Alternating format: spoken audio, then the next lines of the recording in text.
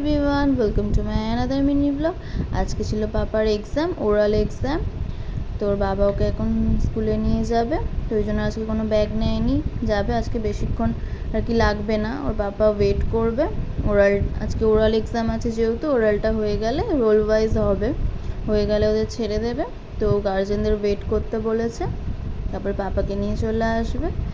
তো আমি ততক্ষণে ঘরের কাজ বাজ সারলাম, সারতে সারতেই ওরা চলে এলো। তো আসার পর পাপাকে আবার খাওয়ালাম, খাইয়ে দাইয়ে স্নান করিয়ে আমিও স্নান করে পুজো দিতে বসলাম। তো এই যে আমি আর পাপা এখন দুজনে মিলে বসে বসে পুজো দিলাম। তো আমার পুজো দেওয়া কমপ্লিট হয়ে গেছে, এবার রান্না করতে যাব।